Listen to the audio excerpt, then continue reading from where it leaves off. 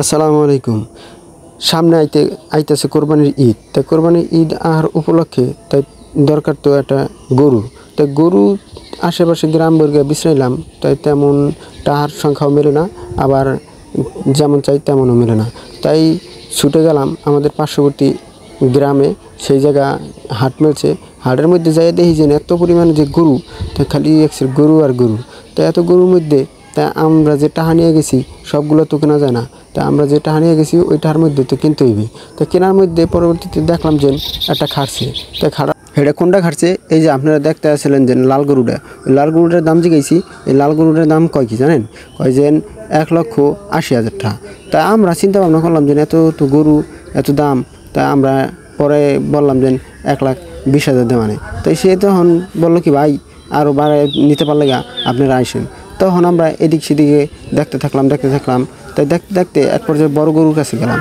এই বড় গরু কেউ কিনতে আসেও না, কেউ দেখতেও হয় না। তখন জিজ্ঞাসা করলাম এই ভাইদারকে, ভাই কী খবর, এই বড় গরুর দাম কেমন কি? তাই বড় গরু আলা ভাই বলতেছে যে ভাই এই গরুর দাম তো কেউ তেমন একটা কয়ও না, আর কেউ জিগায়ও না। তাই বড় গরু নিয়ে আসি মুসিবতে। তাই মুসিবতে থাকলে আমি কইলাম যে ভাই কোনো অসুবিধা নাই, ধৈর্য ধরেন, সব কিছু ঠিক হয়ে যাবে। তাই ঠিক হয়ে যাওয়ার পরে কইলাম, তারা একটা সান্ত্বনা দিয়ে আসলাম। আসার পরে সে ভাবলো যে যাক বেচা কেনা হইবে। তাই এই যে কাকারা দেখতেছেন, এই যে বিড়ি খাইতেছে, এই কাকায় কাছে গেলাম। তাই আর একটা গরু আছে এই যে সাদা, এই সাদা গরুটার দাম জিগাইলাম। হে কয় হলো 1,70,000। এও এমনই কয়। যখন নাকি এই কাকায় 1,70,000 চাইলো, তখন আমরা আবার কইলাম কি কাকা 1,20,000 মানে। তখন এই কাকায় 80 দিল একটা। তখন 80 দেওয়ার পরবর্তীতে আমরা কইলাম কি থাক কাকা 1,25,000 মানে। তাই আমরা তখনও দিতে রাজি হয় নাই। তাই অবশেষে করলাম কি 1,30,000 দিয়ে নিয়ে গেলাম। এই যে স্বাস্থ্য ভাই আমার নিয়ে যাইতেছে গরুটা।